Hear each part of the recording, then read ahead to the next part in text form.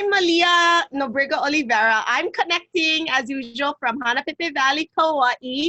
This is my Oneha now, and I'm just really excited that on behalf of Hawaii Nui Akea, the School of Hawaiian Knowledge, we're able to partner with Kanaio Kana and so many of our other partners to bring Lei Ānuenue into your hale.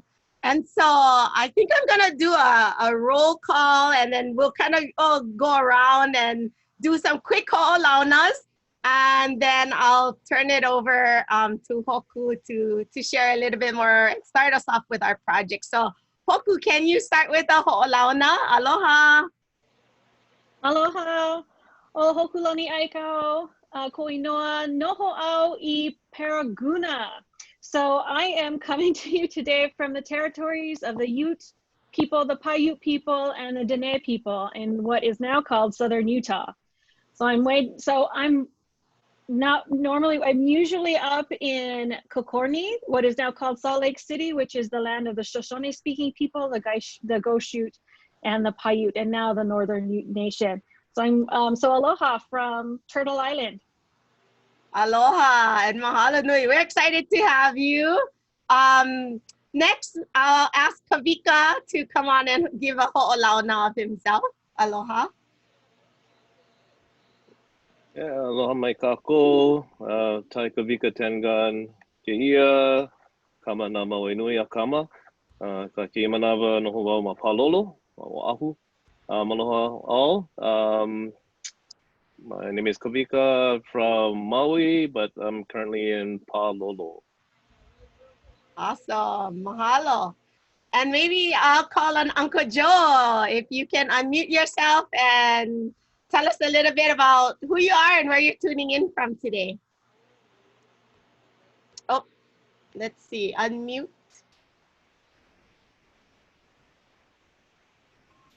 There you go. My name is Joe Estores. I'm originally from Ahua Point. I consider that my home. And I left the islands and been away over 55 years because of my careers that I chose. I'm speaking to all of you from Las Vegas, where I currently temporarily live. I have a home in Pupukea. That's being prepared for my retirement. And I look forward to this webinar to share my mana'o and how a Hawaiian warrior can survive in today's world. Thank you. Great. We're so happy to have you, Uncle Joe. And now, Halena, can you come on and give us a brief ho'olauna? Aloha. Hiki no, velina me ke aloha ia kako a pau o wau o Halena Kapuni-Reynolds he kama no ka ʻāina hoʻopulapula o ke okaha, noho wau I moana lua I kia manawa, he haumana lai ula au ma ka mahele haʻawina Amelika ma ke kulanui o Hawaii mama noa. No leila, aloha no. Aloha, mahalo nui. So yeah, we're just really excited to be learning more about Detours today. And you know, I got the book right in front of me, and if you have it on your shelf, go get it out too, because you might want to refer to some of the different pages and chapters that we'll be talking about. So Hoku, let's get your slides up and let's get started.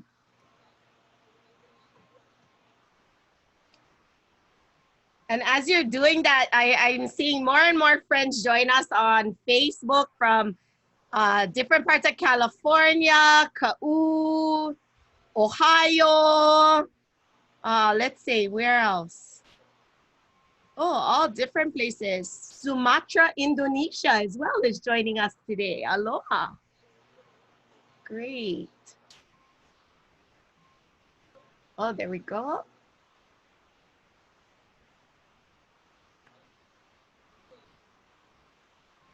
Okay, unmute. Yes. Aloha, everyone. So this is my first time doing this kind, so I hope it works. That's all I'm saying. So I'm so excited to be sharing to be talking about and being able to share about our book, the Detours Project, which is what we call a curated decolonial guide to Hawaii. And this project I did in collaboration with my dear friend Bernadette Gonzalez, who couldn't be with us today.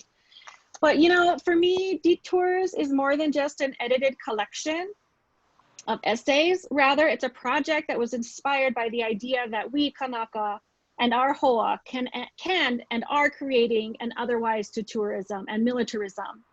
And on one level, the book speaks back to representations of our islands as idyllic vacation spots, strategic military resources, and sites for unconstrained scientific exploration. But on a deeper level, the essays, art, poetry, and interviews, personal narratives, mele ole and mo'olelo can be seen as a kind of template and an archive of place-based work and representations aimed at achieving ea. Then we'll talk a little bit more about ea in a minute.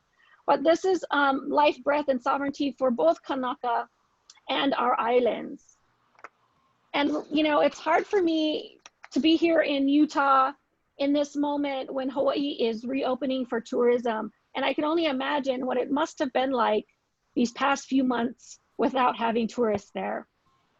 And it makes me wonder what it would be like to be able to control who visits and how, and what kind of future that could be created if we were in control of who visits and how. What worries me about this is that we'll go back about opening up in this very moment that we're in right now. What worries me is that we'll go back to business as usual, where tourists vastly outnumber local residents by more than 9.4 million to 1.4 million.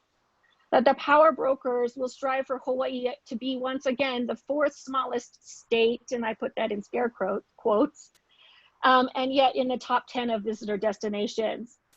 Tourism, along with militarism, is Hawaii's most dominant economic engine, cementing tourist desire and satisfaction as the definitive concern that shapes the, quote, health of our Hawaii. So while it provides $15 billion in visitor expenditures that supports hundreds of thousands of residents whose livelihoods depend on tourism, tourism as an economy instead of set of practices also operates to smooth over the continued impact of racism, sexism, homophobia, and colonialism in our islands and in our home. And as we know, many of us who live here and who are familiar with it, oh, how do I make the slide go forward?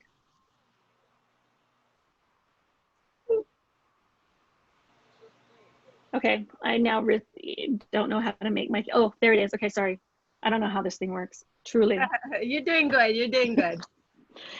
So, you know, we know that the marketing that the tourism industry has done a fantastic job of marketing Hawaii as a holiday destination for tourists. And that one of the key, and that all we need to do is look at postcards such as these to get a sense of what is included and what is excluded in that imaginary. Also important in constructing the imaginary of Hawaii as a tourist destination, as holiday, are guidebooks, travel narratives, and fictions that constitute the bulk of this fantasy island archive. That includes Mark Twain, that includes these travel guides, the tour guides, as well as novels, such as James Michener's epic novel, Hawaii, which also celebrated statehood. So tourists today consume the Hawaii that has been substantiated through these narratives of discovery. And today, guidebooks are the most popular genre of writing depicting the islands. They offer up Hawaii for easy consumption, tantalizingly reveals its secrets, orient a particular relationship to islands, and suggest the most efficient way to make the most of a holiday. And we are probably quite familiar with all of these texts and narratives. And the Detours Project takes seriously the power of form and the reading practices, imaginaries, and publics produced by these texts, and their power to manifest the fantasies of the exotic. And when we first started this project, our intention was to make the guidebook, was to take the guidebook form and pervert it for a different purpose. And as the project took shape, we asked ourselves, how would one write about Hawaii and the different sites and practices we wanted to highlight without falling into the same traps that the guidebook genre sets up for us? And so we had to sit back and really take stock of what we wanted to do and how we were going to do it. And here are some questions that emerged for us. Given how Hawaii's value is measured by tourism, how might we offer a decolonial encounter with Hawaii as something worth engaging in? How does the complexity of Hawaii history as a sovereign indigenous place guide the project's intervention? In particular, its decolonial vision. And third, how do we balance writing about place in loving detail and aloha without making it an open invitation, or making clear that there is a protocol for engaging or not engaging with certain places depending on one's positionality? So these questions we recognize are not new, that others have said these very things before about Hawaii and about other places. And so we see our project and the work that we're doing as being harmonizing with those other voices, including one of many Haunani K. Trask's famous sayings, where she's talking about, where she says to the tourists, if you want to help in the struggle for decolonialism in Hawaii, don't come, right? She disinvites people to Hawaii. We see our work also aligning with Jamaica Kincaid, who writes about Antigua in her book, A Small Place, where she says to the tourists in very direct, sarcastic way, you needn't let that slightly funny feeling you have from time to time about exploitation, oppression, domination, develop into full-fledged unease, discomfort. You could ruin your holiday. Right? These rhetorical moves dislodge assumptions of accommodation and availability upon which tourism as a practice is founded. And we also want to, again, have a measured approach to this and acknowledge that tourism, many of our families rely on the tourism industry to feed us, to stay in Hawaii, to do our cultural practices are sometimes reliant upon tourism. And here again, we rely on the work of the late Teresita Aiwa to be a guide and an inspiration for us, where she writes, the processes that have long ring-fenced the Pacific Islands region while paradoxically enabling Pacific people to travel, settle, work, serve, fight, and visit as far away from our ancestral lands as we could go, and understands these processes as things that can just as powerfully be recruited into native and indigenous agendas that can be decolonizing. So while we're critiquing tourism, we also recognize that there's an alternative way of visiting and being in a place that can support the local land and the local people. So Detours works within the tensions identified by these scholars and activists. As we work closely with our contributors, they asked similar questions and pushed back on this project. We all became more interested in a genre that would not lay out Hawaii for consumption and access, but rather illuminate and archive the specifically decolonial vision and mission that was the spirit of and driving force propelling this work. And in this way, our Detours, our guidebook went from being a guidebook to a decolonial guide to Hawaii. In its current form, we're pretty clear about what Detours does. It offers alternative encounters with place through a range of storytelling that is tied to place-based responsibility. Its ultimate vision is to contribute to a broader decolonial movement in Hawaii. And our goals are twofold. First, we seek to interpret tourism's hold on the narratives about Hawaii and provide alternative viewpoints and approaches that allow for a deeper understanding of what lies beneath the facade of paradise.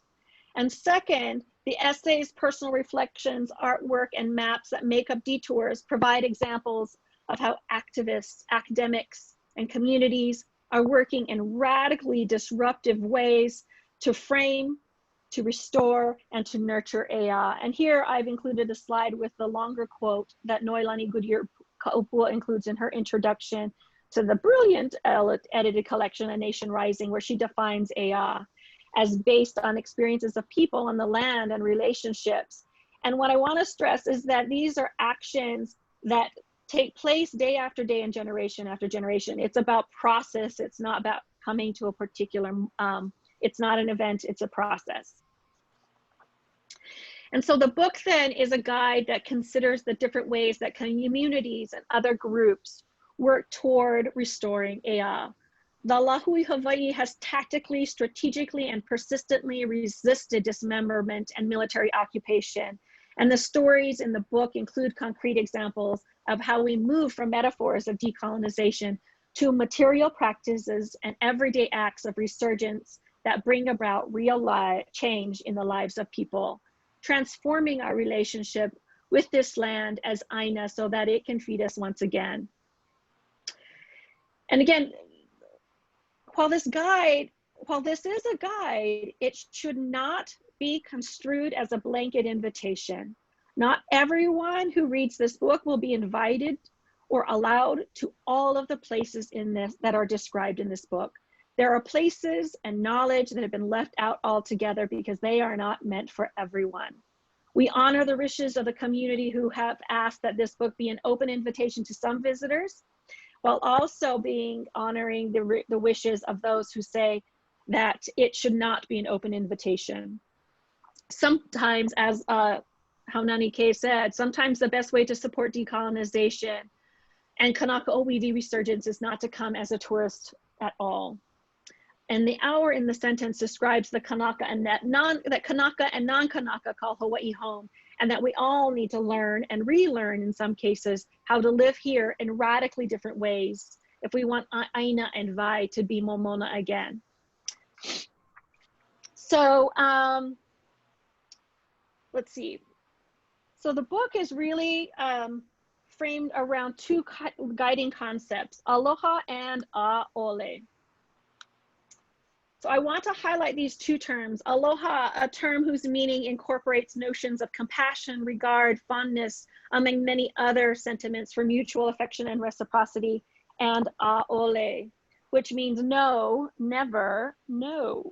We draw our attention to these key terms because they remind us that we must take heed and proceed with caution. Aloha, which is a Kanaka term most identified with the tourism industry is most identified with the tourism industry. And the tourism industry uses the term aloha to represent, market, and promote Hawaii and Native Hawaiians as naturally hospitable, and welcoming. Such representations are contributing to the colonial power structures that are in place, and the United States foremost among them have translated this to mean unconditional open door. In the collection, a beautiful poetic essay by No'u Revilla and Jamaica Heoli Mele'ikalani Osorio titled Aloha as Deoccupied Love provides a deeper, infinitely nuanced and more profound engagement with this term, establishing it as a radical, action-infused word. They write, our aloha is born from the power of creation, establishing it as a radical act, as established in our mo'olelo. Delinking aloha from its perversion as a tourist greeting, Revilla and Osorio instead insist on its power in generative and honest interactions, made possible when we share things with others in sustainable ways and through relations that require reciprocity and responsibility. As they put it, quote, while the word is a common expression in Hawaii'ne, particularly in greetings, it is important to remember that aloha is not tourist-oriented. The practice does not exist for consumption, purchase, or display. Aloha cannot be owned like property, like a souvenir, end quote. Identifying aloha as the power that fuels deoccupied love, it moves from touristic commodity to generative force of revolution. This indeed is leagues away from aloha as inferred consent for occupation or an open invitation. ʻaole is a demand that has not been equally heard, although it too has been uttered with the earliest insistence. of overreach and overstaying in this place. In David Maile's account of tradition of refusal from before the overthrow of Queen Liliuokalani by sugar oligarchs backed by the US military, to the coup-e petitions voicing resistance to US annexation, to the more recent 2014 Department of Interior hearings on the federal recognition and the ʻaʻole being heard and from the mountains of Mauna Kea. ʻaʻole is a familiar refrain. Structuring his essay around the mountain of ʻaʻole testimony from Native Hawaiian and allies that met DOI representatives during their various public hearings, Maile quotes testimony after testimony. Quote, "Your answer from me is no. You cannot give me back something I never gave up. Take your thing you want to give us, throw them in the trash. We don't want it. We sovereign." End quote. We have placed these essays in the section Hanalima, Decolonial Representations and Practices, in order to provoke, to frame this guide by defamiliarizing one term and reestablishing another. In juxtaposing these terms, we establish a tension reflected throughout the book, which demands an accounting of established notions of Hawaii that are built on foreign desire and a consent that was never given. And so here's the table of contents and how we've organized the book. It's organized into 4 parts with a very short conclusion. And our presentations today are also organized according to this, this format. So we'll start with part 1, Vahipana, and that will be Uncle Joe and Kawika. We'll start with that. Vahipana lingers on a number of places whose histories have been forgotten, buried, or misrepresented. Tourism and its sibling development have had a lot to do with how the deep histories of these sites have faded from contemporary view or from memory, or re-narrated only in terms of tourist access and consumption. In Hawaii, Vahipana is the term used to designate a place as sacred or legendary. Following Uncle Joe and Kawika, we'll move to part 2, Hanalima, and Malia will share her work with us there. Hanalima, Decolonial Practices, explores practices that restore and establish people's connection to places and the practices that are connected to that place. Hanalima, which means working with our hands, singles out the importance of putting muscle power behind the work of creating new visions and kipuka of decolonial life. For us, Hanalima is also a labor of restoring, reestablishing, and reaffirming the relationship between people and places through actions based on aloha ʻāina. These include community-based and place-based efforts around the revival of cultural practices and ongoing struggles against and alongside tourism in a dominant economic engine on the islands. In a decolonial context, we note the craft, skill, and effort that are marshaled on many fronts to generate a new imagination of and future for Hawaii, to make space and defend Oiwi sovereignty, to restore and invigorate cultural practices and knowledge, and to mobilize the people of Hawaii, native and non-native alike, in working towards sovereignty. The work of decolonizing requires labor of the mind, the heart, and the hands. Following that, we'll move to part 2, which we titled Huaka'i, Tours for Transformation. And Halena will present in this section, although his piece is actually in part 1. But I was thinking that Helena's work is as much a tour of transformation as it is a love song to his beloved home, Keaukaha. So part 3, Huaka'i, features actual tours in practice that address geographic, environmental, social, and political issues on the islands. Transformative practices of journeying that have been revived, or imagined itineraries that unsettle tourism mobilities. A Huaka'i is not an empty itinerary, but rather a journey defined by intention. Its purposefulness is crucial. It is demanding. The Huaka'i that are offered in this section have very precise aims of moving people through a place and providing new ways of looking at and interacting with some of the histories, struggles, and relationships that shape Hawaii. It demands that you journey with deliberation and an openness to being disquieted by what you might learn about a place and yourself. It will place you in relationships to people and to the land that you might not expect and will demand something of you, a shift in perspective, an injunction to take action, a challenge to get involved. So unfortunately, we do not have, well, I was going to say it's unfortunate we don't have anyone representing our part 4, but I think in many ways, Uncle Joe and I are also very much the reason why we have a part 4, Hawaii Beyond the Big 8, new mappings. And we have this section in order to disrupt the notion that Hawaii is bounded by the 4 main islands, which are always featured in the guidebooks. With this section, we wanted to stress the boundaries of Hawaii, to stress that the boundaries of Hawaii stretch to all the places where Kanaka Oiwi visit, live, dwell, and die. In other words, while the islands are crucial to Hawaiian sovereignty and identity, they are our piko, an umbilical cord that connects Kanaka Oiwi to our collective ancestral homelands. It is not a measure of our authenticity and our boundedness. Hawaiians have always voyaged by choice beyond the shores of our islands. As David Chang notes in his contribution, Kanaka Oiwi have a long tradition of voyaging and have themselves been part of explorations and migrations that have crisscrossed the Pacific and beyond. Challenging the notion that natives stay and others go, Chang's historical mappings of the routes that Hawaiians have long traveled is an important corrective to assumption that indigenous is fixed both, that indigenous peoples and places are fixed both in place and time. He asks, quote, as indigenous people of one land who are living on the lands of other indigenous people, what is the kuleana of Oiwi in diaspora? What are their obligations born of their genealogy and of their connections to place? Pahealai ponoai. What is the right way to act in such circumstances? For Kanaka and diaspora, the question is a real one.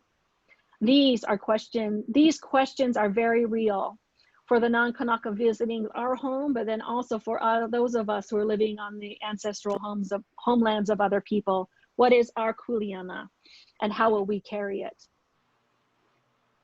And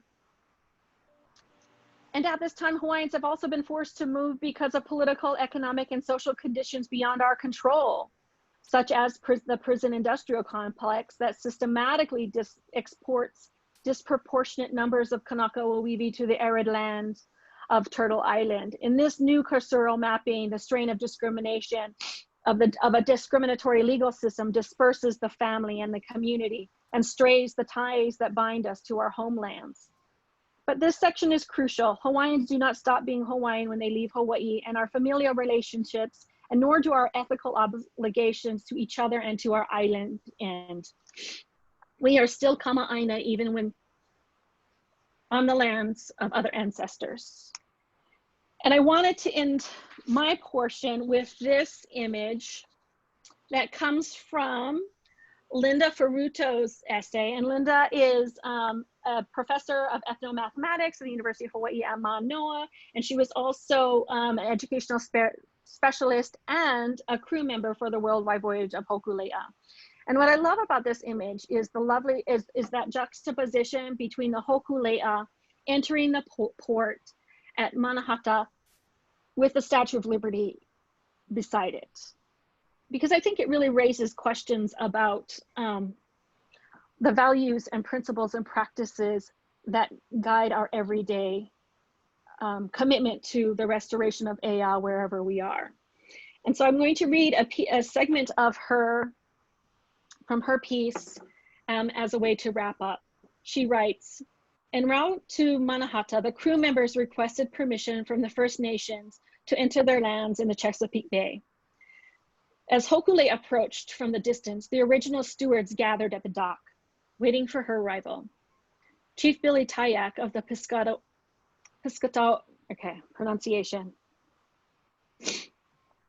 Piscataway Nation and the chairman, Francis Gray of Piscataway Konoai tribe, gave the signal that allowed the PBS crew members to join them ashore, and then extended an invitation to participate in a solemn ceremony. The Hawaii delegation entered with traditional genealogical chants, mele, and hula, acknowledging respect for our Native American hosts. Ho'okalepa Babayon formally requested permission to enter the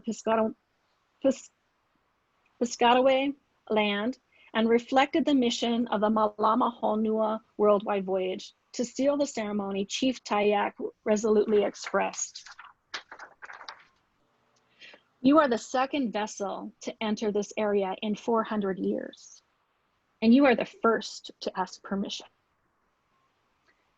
It is our great hope that together we will be able to reverse some of the damage that was caused by the first vessel." End quote. In many ways, this exchange marks the kinds of principles and protocol that Detours wants to establish with its guide to decolonialism in Hawaii: permission, reciprocity, and responsibilities. These are portable values for wherever we travel or settle.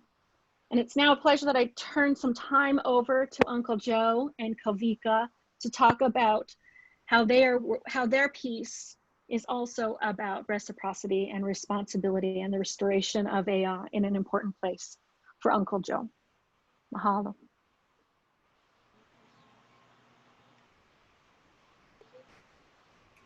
Hey, mahalo. Yeah, I'm just going to share a few images very briefly as a bit of a preface for Uncle Joe's sharing, and hope that this works out the way that I hope it will. So this is the chapter that Uncle Joe and I authored. It's part of the book, Sources of Sustainment, Fort Kamehameha and Ohua Point, which began when I was first doing research on Native Hawaiian veterans and their experiences. You know, in Hoku's introduction, a lot of the talk was on tourism as this major force for travel and mobility that kind of goes both ways. Militarism also is a really important one, given that Hawaii is one of the most militarized sites in the world, but also that it's a major source of employment for our own Kanaka. And what is it to have relations with the military and the lands that it's on in sometimes contradictory ways. And that's the project that I've been working on for some time. And Uncle Joe was one who came forward and offered his stories as someone born in 1933 and who lived at the place of Fort Kamehameha, who experienced the outbreak of World War II, later on graduated from St. Louis, went on to a career in the Army, where he was also a Vietnam veteran, and another career in the Department of Defense, much of it in Germany.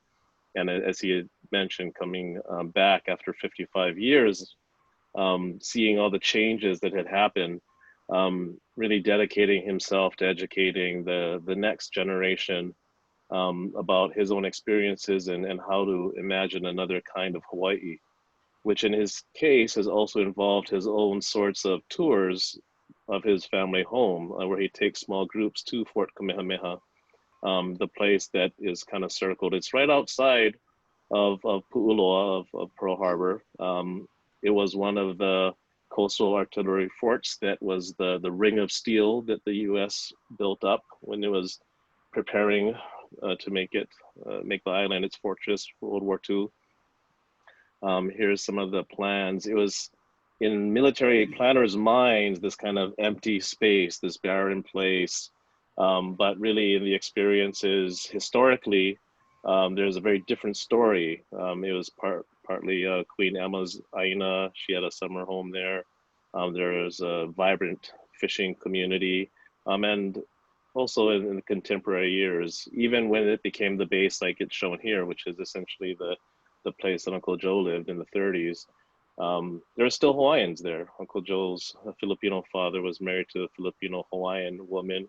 And Uncle Joe tells the stories of when they would come onto the base and fish and have family connections. This is what it looks like now. It's where the reef runway is. That's where Ohua Point got dredged, Ohua Street. Right? I mean, that's Ohua Point. And Fort Kamehameha, part of Hickam. The scene we open with is that coming in, the flights coming in, the tourism part, but there's also the militarism part. And I'm gonna just whip through images just to give you a kind of picture of what it's like there. But one of the important things that Uncle Joe reminds us is that this is the place of our ancestors, our kupuna. When there was a wastewater treatment facility being expanded, about 100 sets of iwi kupuna were unearthed and had to be reburied. And so that becomes an important place to start Uncle Joe's tour and thinking and remembering the ancestors. These images, by the way, taken by a friend of mine, Jesse Steffen, who is a photographer and an archaeologist. But Uncle Joe will typically take people out to the water's edge and talk about what used to be, in contrast to what there is now, which are these warning signs of contaminated fish. But when he was young, I mean, it was abundant. And he talks a little bit also about the road that they had to travel on when they left the base of December 7th, but also the deeper connections and waterways that our Kupunan ancestors knew, and which also helped to sustain him. So this is one of just a set of images to kind of preview Uncle Joe when he starts talking here in a second.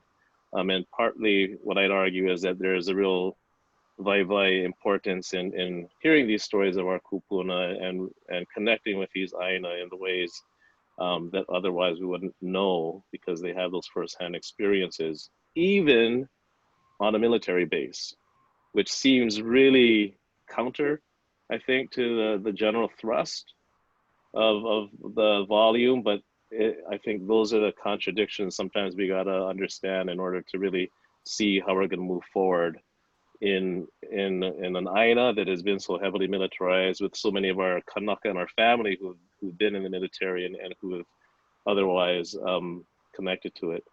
And just add that this is also something Uncle Joe has shared at UH with different haumana. Kamoi Sawson here, who was pictured, was a student who did a poster on Uncle Joe. And again, this is really about those next generations. So Uncle Joe, take it away.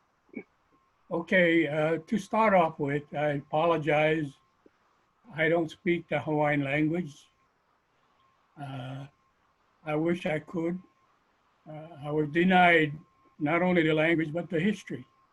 And so I'd like to focus my piece, my part here, a 4-hour presentation into whatever time they give me.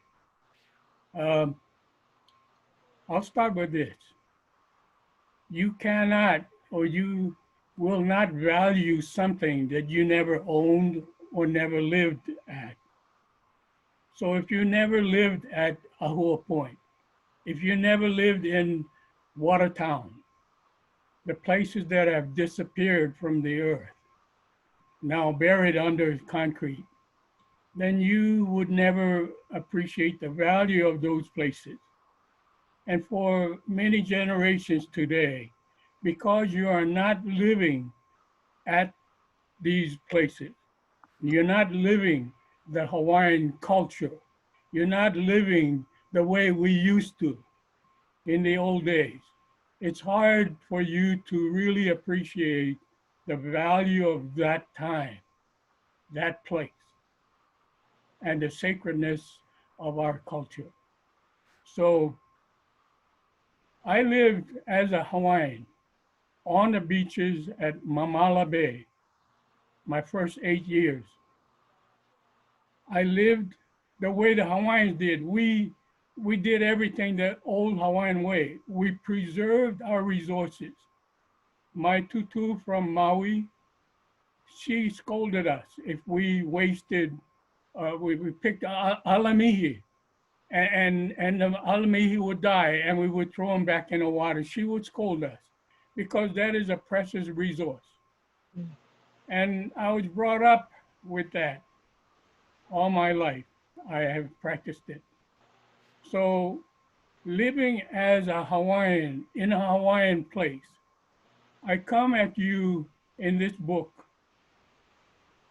a little bit different than most of you because I lived there. I always say that I lost paradise.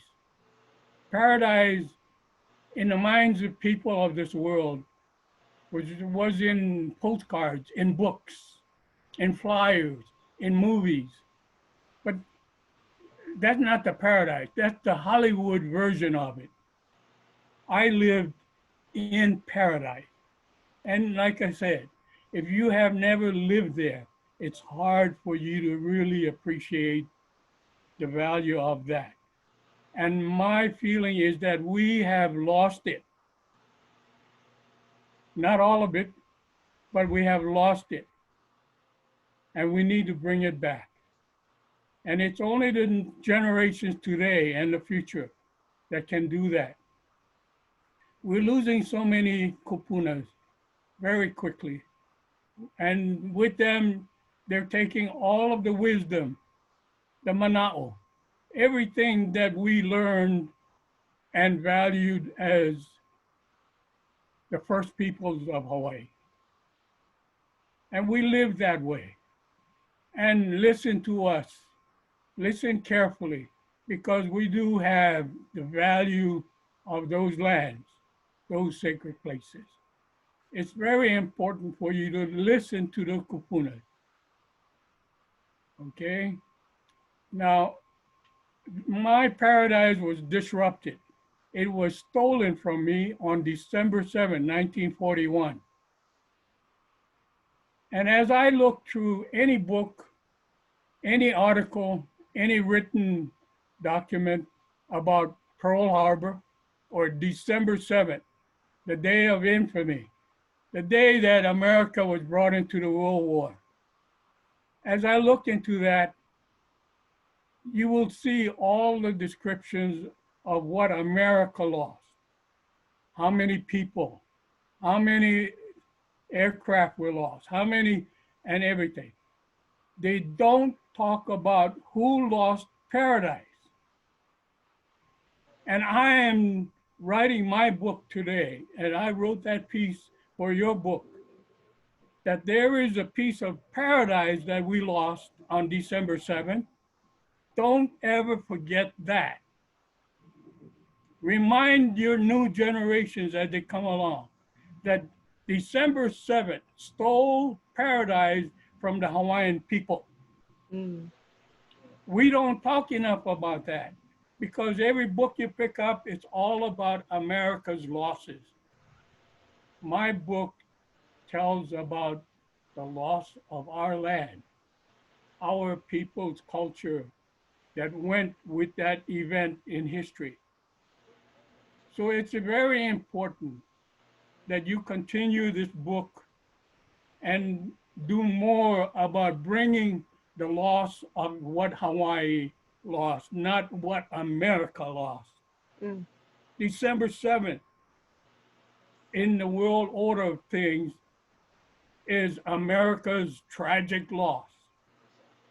Let's change December 7th to Hawaii losing its precious paradise. And I will talk about this every time I can. And my focus has been on demilitarizing, de-occupation, and de-Americanism, unfortunately, because that was the catalyst that changed our culture to what it is today. When I returned home after being away so many years, I saw a little article. Wow, they're going to have a ho'olaulea in Nanakuli. Wow, I can go to Nanakuli, a place where my tutu said, you don't go to Nanakuli when I was young, because you don't belong there. Our culture was set so that the Ahupua'a people kind of protected their resource.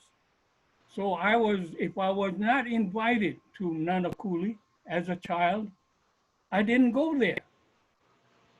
You had to be welcomed into that place, okay? We don't talk about these kinds of things in our olelo. Why doesn't the University of Hawaii start to refocus, repurpose, and become the University of the Pacific instead of the University of the world or America. Our educational system needs to pivot and become the pico for the Polynesian cultures, with Hawaii at its apex. So I'm asking you, as you look forward in any discovery, any new book, that we refocus ourselves. And we now going through a very difficult period. Everybody's wondering, what is Hawaii going to be like? We need to capitalize on that moment in time and re-establish what Hawaii was. And that was paradise, not only for us, but for the world. It has transformed into something that is not paradise. Let's focus on bringing paradise back. I thank you for this opportunity to say a few words. I could go on and on, but I know the value of our time. Unfortunately, I don't have enough time for that. Mahalo. Mahalo. Thank you so much, Uncle Joe. We'll definitely have to have you come back onto Lei Ānuenue. And, you know, I'm even thinking like every chapter in Detours should have its own hour of sharing, because it's really good mo'olelo that really honors the different parts of Hawaii and beyond. So yeah, thank you so much, Uncle Joe. I have so many thoughts and questions going on in my mind already. So yeah, and you know, yeah, I'll read one quick post that I'm seeing on our chat on Facebook, and Laura says, total agreement, Uncle, bring back the true Hawaiian culture. So precious are the people and the ways of living. Bring back the true aloha back to the islands. I pray for the people, the true Hawaiians. So this is what our community is saying in response. So thank you. Thank you very much. Thank you. Mahalo. So I think I'm next, and I'll do it really quickly. And you know, because I want to make sure there's enough time for Halena. But my part in Detours is about the salt making practice here on Kauai. And I think, you know, when I was invited, and I'm really humbled by the invitation to be a part of the project, there was so much that came out of the process, not just for this, but in our, just like all of us, in our research as we learn ʻāina, the place names, there's more that just starts to open up. And, you know, as we start to weave this lei together of stories from different kupuna, like Uncle is saying, listen to the kupuna, talk to the kupuna, hear those mo'olelo. I think one of the things I was really thankful for over, you know, the last 10 years of researching and being back home and learning the names of our winds and our rains, is that I actually learned a few more ʻāina of the area. And then there's different kupuna that referred to different parts. And so the way I structured my chapter was as a letter to my daughter. Her name is Ka'ai And I think what I'll do is maybe just read a really quick part of this, because I also saw it as a way to introduce some of the struggles and the challenges that we're experiencing, not just here only in Hanapepe, but throughout many of our ahupua'a. And because some of my work was around climate change and my research was around climate change, I wanted to share that part of the story, and that there are ways and changes. And like Uncle said, these are times that we really need to pivot, whether it's for our educational system, for our tourism, and for going on these huaka'i to different places. So I'll read a quick part of my chapter that says here, Okay, I had it ready. My finger was there. So in this part, I talk about Aimalama and our work around the methodology of learning about our moon calendars. And so I say, Ka'ai o helo e ho'opili mai, Aimalama. Aimalama is a collective movement of Pacific practitioners to revitalize lunar calendar knowledge. It's a solution, it's a tool, it's a methodology that teaches us to be better observers, or kilo, to be active observers, kilo, to be environmental forecasters, or kilo, in our kayaulu, or community. Ka'ai o helo, mom is working with her friends to create tools that we can take to our kayaulu, our community. Publishing moon phase planners that include the Hawaiian months, the Malama, the Hawaiian moons, the Mahina, and are laid out in a traditional time period of 10 days and Anahulu. We are using the moon phase journal to document our observations, to gather our data. We are sharing lunar calendars that are created for specific locations. We are strengthening our lāhui Hawaii. We are sharing solutions. And I'll just end there. But yeah, I try to use the piece as a way to weave in climate change, but also I feel like to empower our people that we do have the solutions based in our ike kupuna, our knowledge from our kupuna. And so I'll end there and I'll tag over to Halena and jump over to Moku o Keawe. Hiki no, I will try to keep my presentation nice and short as well. We can go a few minutes over, no problem. Okay, so let me, did that work? Yes. Okay, so my chapter is focusing on a tour that my aunt and I give to folks who visit to our community. My aunt's name is Wendy Mapuana Waipa. She's the director of Kaunala Ahana Public Charter School, which is where I graduated from, and it's just where I know Auntie Mapu from. But this is a tour that we are constantly developing because it's a way to introduce folks who are visiting our community to the places that we hold dear, but it's also a tool for us to teach our own community members and our keiki about our wahipana. So the first time I ever did what I call a huaka'i hele, and this is from a song Auntie Edith Kanako Ole did called Na Wahipauna Kaulana o Keokaha, and she describes it as a huaka'i hele because you're going from place to place.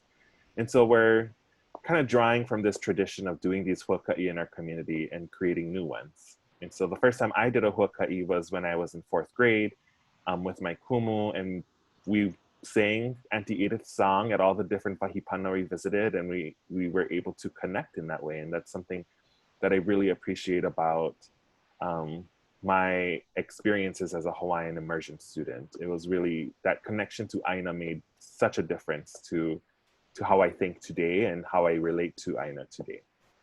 So to continue with that tradition, I wrote my own kind of mele wahipana and adapted it for the book. So these in bold are some of the places that we visit within the book chapter. So you get to go on a lyrical journey through this ʻāina, but also we included photographs so you can go through a visual huaka'i, and then some of our own narrating of the tour itself. So just to go through quickly, the first place that we really talk about is Puhi Bay. Puhi Bay is a place where our community gathers, and you know, when we were picking this, the photographs in the piece itself was done by my cousin Lehua Nani Waipa'ani, who is a photographer from Keaukaha, and so she graciously allowed us to use her images. And what I like about this image is that it captures the contradictions that happen within place. You know, Keaukaha is one of those places that folks think of as this kind of piko of Hawaiian culture or Hawaiian mo'olelo and Hawaiian traditions, which it is. But it's also a product of the Department of Hawaiian Homelands. The homestead was the third established after the ones on Molokai, and DHHL itself is this kind of American institution. So having both flags here really captures that contradiction in place, especially with Mauna Kea in the background. But Puhi Bay is somewhere that, I mean, if you ever come to our community, it's really where we consider one of the pikos.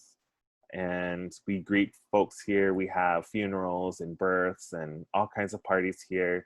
And it plays a really central role in the formation of our community. And I won't go into too much detail about that, but it's really the locus of who we became as a community. And there's actually other pictures that didn't make it into the actual book, but then here's just another angle of it. It's home to one of our hau groves, as you can see in the background, and it's, as you can see, Keaukaha has a really rocky place. So I grew up with rocks and very cold brackish water, and that's my preference over the white sandy beaches. But this is just one of those places. Kulapai is the second place that we visit along the tour. We're essentially taking folks from place to place, not only to teach them, but as a way for us to practice and to rehearse those histories as well, because it's important to keep visiting these places and learning about them and talking about them, because that's the only way you're going to remember it and be able to pass it down. So Kulapai is another point.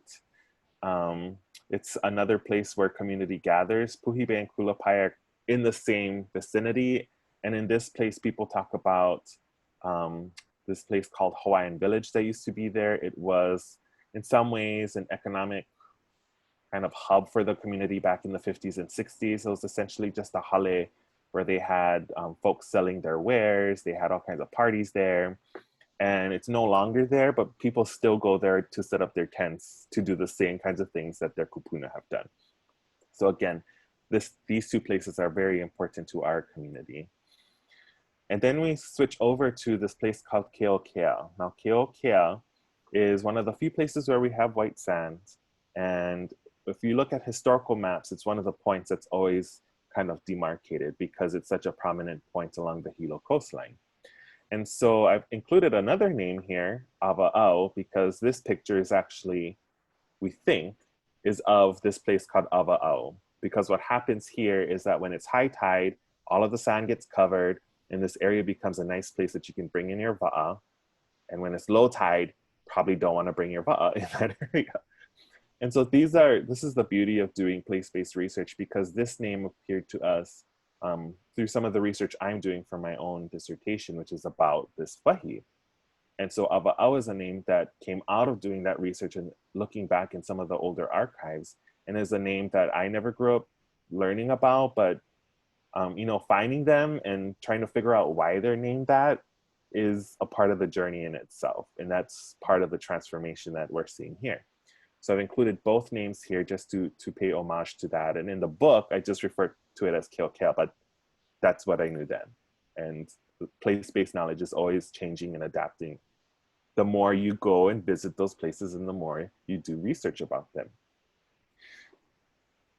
And this is the last point within the journey that we take folks on. And really, this is just, you know, put on some nice shoes and we're walking on the beach, but also we have to go on the road and walk to another part of the beach because there's private properties. But it's just a really fun day, especially when it's hot and just the weather is gorgeous. But this is the last stop in our tour in the book, and it's Keone Kahakaha, and I included it here as a contrast to some of the other places. So Keone Kahakaha is probably the most developed beach park along the Hilo coast. The next would be Richardson's Black Sand Beach, which is Waiuli.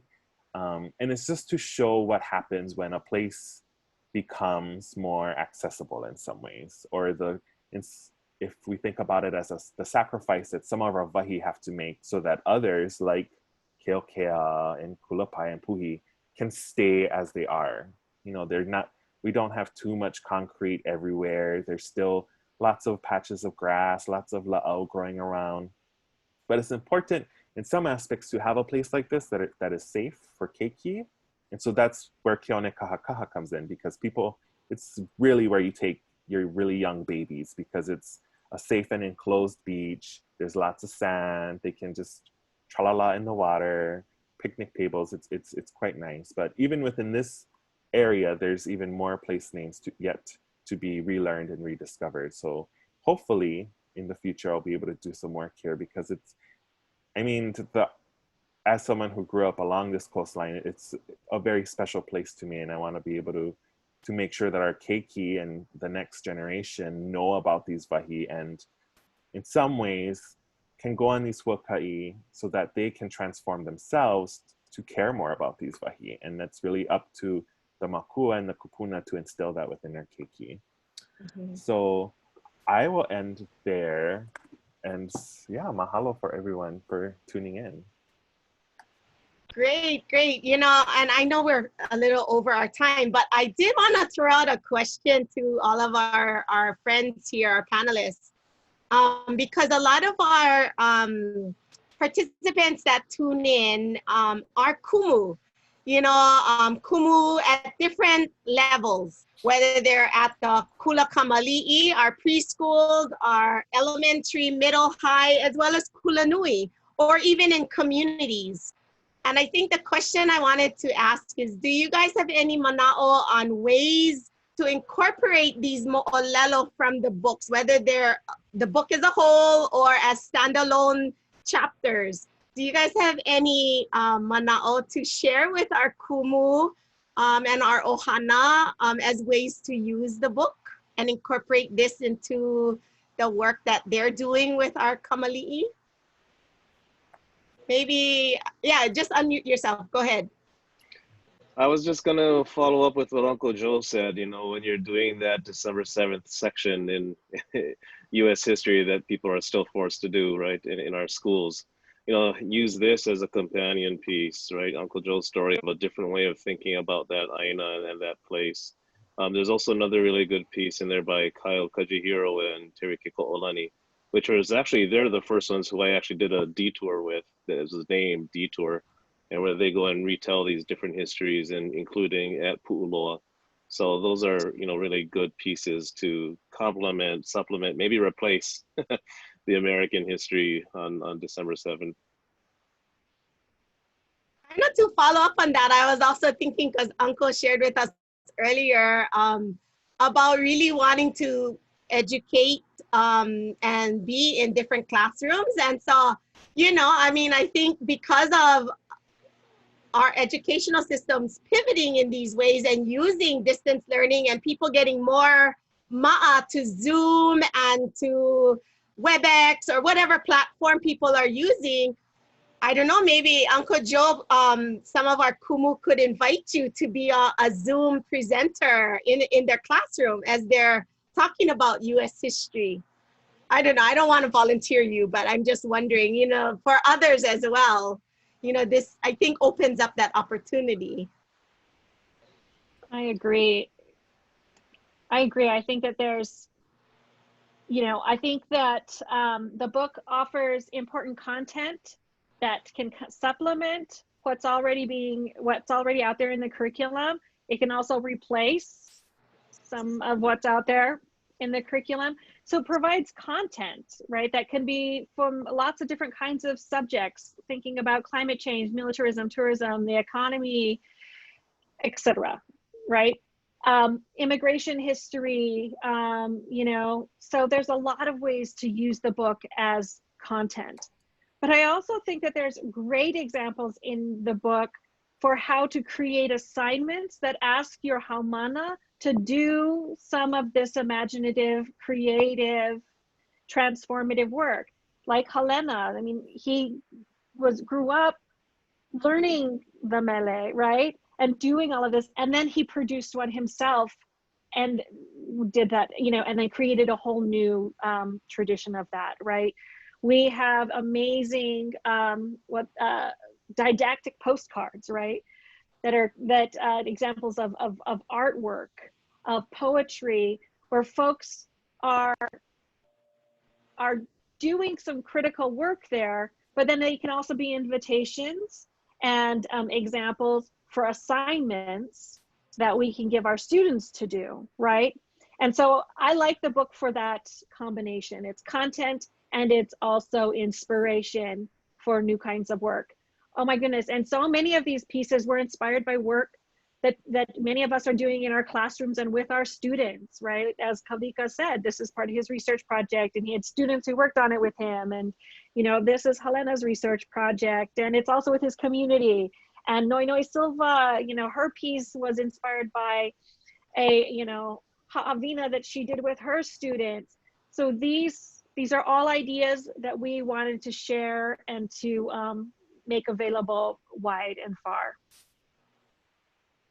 So I'll just share maybe 3 kinds of strategies that I've been thinking through, because I'm always trying to think about, all right, how can I make this useful to especially the schools in my community? Because we have 3 schools. And so some of the things that I can think about is, I mean, one, Aloha ʻāina days, where the book serves as a resource for teachers to find folks in their communities who are willing to take, especially keiki, on certain huaka'i and to take them to places. So reach out to those people, see if you can, I mean, during this time, we don't know what it's gonna look like, but you know, at some point, it would be great to contact and reach out to those folks to see if you could do something aloha ʻāina related in those places. The second would be, you know, the photographs that we have for Keokaha are professionally done. She's also a photography teacher at the school. So, you know, taking keiki and giving them assignments where they have to take photographs of their wahipana to really get them to see the close details, to learn about those places and to write about their experiences in those places. And those photographs have the potential to, you know, whether it's, you could set up a community exhibit for the kids and teach them those kinds of skills, or some kind of online exhibit. There's all kinds of ways to do that. And then lastly, you know, I have an anthropology and archaeology background, and one of the few things that I found useful with it was that we learned how to make simple maps with a tape and compass. You know, that's a geographic skill that I think some schools are doing, but more could be doing. And, you know, kids can map out the places that they know. And again, it's really about getting folks to pay attention to those fine details of place, because it's, once you get people to the point of intimately knowing their surroundings and their wahipana, then that connection deepens. And that's how you create that lifelong kind of investment in those places. Mahalo, mahalo. Uncle Joe, before I bring up my closing slides, do you have any closing mana'o for us? I think you're on mute.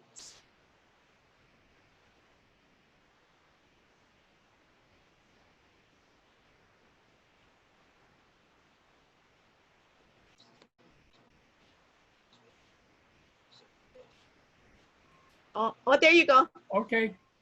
Yeah, thank you for the opportunity. I think we need to also pay attention to the diaspora, the large number of Hawaiians who have left. Many of us, and myself included, when I go back home, I kind of like feel it's a different place. I go and try to recover the places that I loved, I lived. It's so changed, it's so different that there's a tendency to say, I don't belong here anymore. It's not the same, it's not the place. Something, it's gone. So to fight that, we need to look at how do we attract people to come back home and to really appreciate being a part of the ʻāina, yeah? And I think we forget because they're so far away. They're out of sight, out of mind. And we need to reconnect with them. And I talk from the military standpoint because many of our young people are in the military and they're far away and they're alone and they are disconnected to their culture. And we need to pay attention that that's our resource. We cannot afford to let them be out there. We need to try to bring them back. Okay?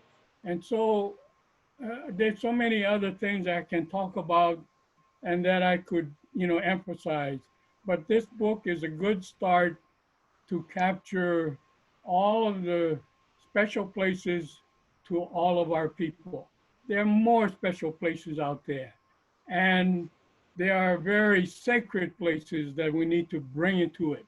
One of the things that I feel in my observation is that we pay attention to our kumu, our what we call culture today. And sometimes I feel your culture is hula.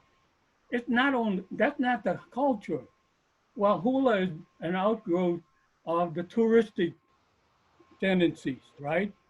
I mean, hula is not the culture. It's only part of the culture. It's broad, right? It's sustainment. It is preservation. It's protection. It's all of that. That's Hawaiian culture. And we only kind of focus on the here and now, the tourist attractions. And so we need to go and explore those other areas. And I think one of the most important areas that I don't hear enough of myself is the spiritual area of our culture. Mm. And that's where we define our sacredness. And we are having a hard time making people understand this place is sacred or that place. It's because we've lost our spirituality. If we lived it, if we promote it, then when we say this is special or sacred, people will accept it and understand it because that's what we're saying. That's our definition. Right today, I think a lot of people are challenging our definition of sacredness, like on TMT. People are really accept that it is a sacred mountain. And I think it's because we as a culture have kind of pushed our spirituality to the side. And we need to bring that back, just like bringing back the Hawaiian history instead of the American history of December 7th. Mm. Okay. Thank you for my chance to talk. Mahalo. Thank you so much. And thank you to all of you for sharing and for sharing your mo'olelo and being with us today and for this amazing project. And we definitely will be opening up the invitation to all of you again and to all of our authors to come back and share, because yeah, I've loved our discussion today and learning more about your ʻāina. And I'm gonna make a quick just response. When you guys were talking about Fort Kamehameha, it made me think about what I grew up knowing as Russian forts here on Kauai. And I'm being very honest and transparent. Like I always knew it as Russian fort. I passed it so many times going to Waimea High School, where I graduated from, and never knew its history as Pa'ulaula. And knowing the importance of Russian fort as this place for our Hawaii. And now it's like I'm a part of this working group that's learning more, and we have Auntie Alita Ka'ohi that we're learning from, and just all of these ways of weaving the stories together. Yeah, that's what I thought about, when I saw Fort Kamehameha. It was like this, rushing back. And I said, I would drive past it so many times, but now it's like I drive in, I get out of my car, I go walk inside, I feel like more kuleana to malama the place, because I now know this mo'olelo and I'm relearning it and then trying to share it with others.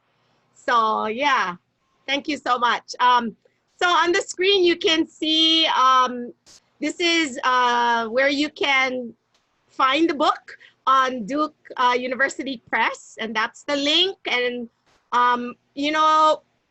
you can also find it on Amazon. Sometimes you just go check which one is cheaper or what, but we were really blessed to work with Duke University Press.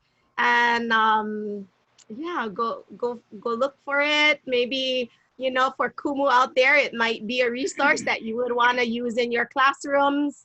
And feel free to reach out to any one of us if you need more information. So as usual, in our closing, we ask all of you to let us know what you thought about today's show, and if you liked it, how we can be better at serving you. And as we continue to bring these Lei Ānuenue and other programs to you, it takes a few minutes. There's maybe 6 questions in there.